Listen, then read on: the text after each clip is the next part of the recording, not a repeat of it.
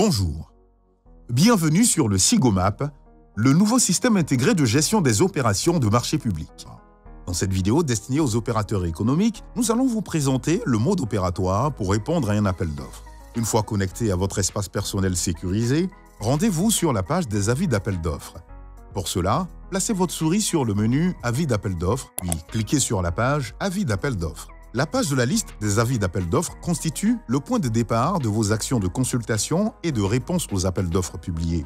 Dans le cadre de cette vidéo, nous allons vous expliquer comment il est possible, au travers de l'avis d'appel d'offres, de marquer son intérêt pour l'appel d'offres et finalement d'y participer. Tout d'abord, il vous est possible de filtrer la liste des résultats en utilisant le bloc situé au-dessus de la page. Au-delà des filtres déjà affichés, vous pouvez en ajouter de nouveaux en cliquant sur le bouton « Choix des filtres ».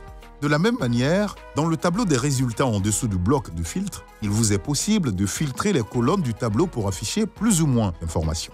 Également, il vous est possible de télécharger le contenu du tableau dans un tableur Excel en cliquant sur le bouton « Export Excel ».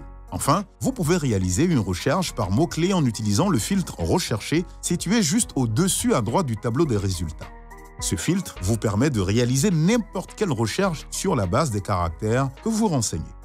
Une fois votre recherche faite, sélectionnez l'avis d'appel d'offres qui vous intéresse et cliquez sur le bouton « Détail », puis sur « Détail de l'appel d'offres ». Vous êtes maintenant sur la page de détail d'un avis d'appel d'offres. Sur cette page, vous retrouvez les éléments suivants.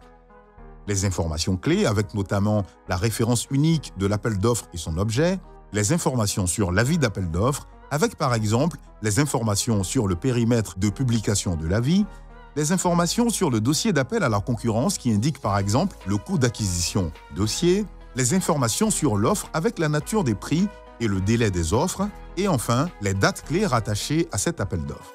En descendant vers le bas de la page, vous retrouvez d'autres éléments d'information. La liste des lots de l'appel d'offres, la liste des sources de financement rattachées à l'appel d'offres, et enfin la liste des documents constitutifs du dossier d'appel d'offres à la concurrence. Concernant les documents du dossier d'appel à la concurrence, il est à noter que leur téléchargement est proposé section par section. Cela permet de donner accès à certaines sections en version modifiable, comme les formulaires de soumission, et donc de faciliter le travail des opérateurs.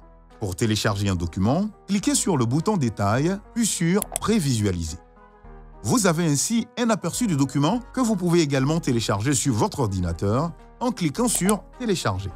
Pour répondre à cet appel d'offres, cliquez sur le bouton « Confirmation de l'intérêt pour l'appel d'offres ». Dans le cas où le dossier d'appel à la concurrence serait payant, un bouton « Acquérir le dossier d'appel à la concurrence DAC » apparaîtrait à la place et vous auriez la possibilité de procéder à l'acquisition par carte bancaire ou par mobile money.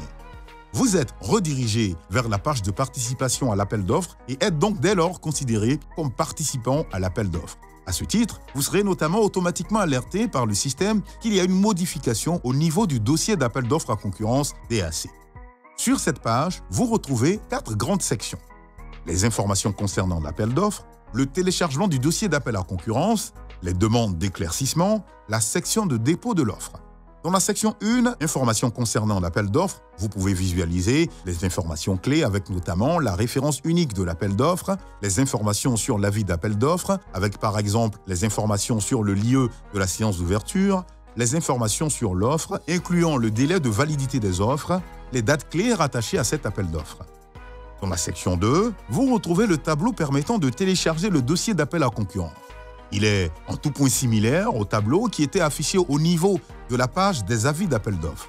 La section 3, relative aux éclaircissements, est désormais le seul canal permettant de transmettre des demandes d'éclaircissement à l'autorité contractante.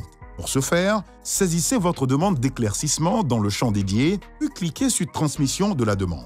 La demande est instantanément transmise à l'autorité contractante. Dès que celle-ci a saisi la réponse, la question comme la réponse est accessible à tous les opérateurs qui participent à l'appel d'offres. Enfin, la dernière section est également la plus importante, permet de déposer les documents constitutifs de son offre et de valider la transmission des plis numériques.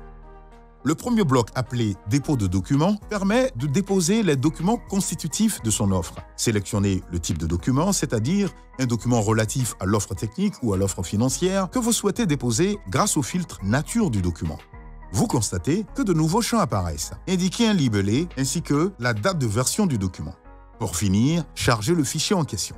Pour ce faire, vous pouvez soit cliquer sur le bloc. À ce moment, votre navigateur du fichier s'ouvrira et vous pourrez sélectionner le document à déposer, glisser-déposer votre document depuis votre navigateur du fichier vers le bloc de documents, puis cliquer sur le bouton « Valider ». Attention à bien respecter le type et la taille maximale des fichiers téléchargés.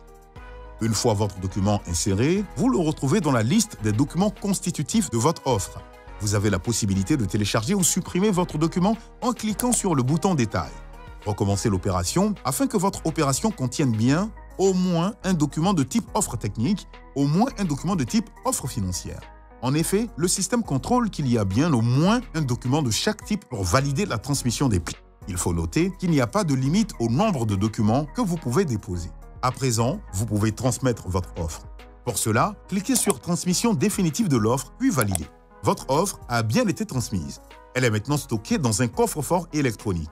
Personne ne peut visualiser les documents que vous avez déposés, ni même savoir que vous avez transmis une offre. Un mail ainsi qu'un document d'attestation de transmission de votre offre est automatiquement généré. Vous pouvez le télécharger en cliquant sur le bouton « Télécharger au format PDF ». Si vous souhaitez modifier votre offre, vous pouvez toujours cliquer sur le bouton « Retrait de l'offre » puis « Valider » et recommencer la procédure. Nous vous souhaitons une excellente navigation. L'équipe de la DGMP.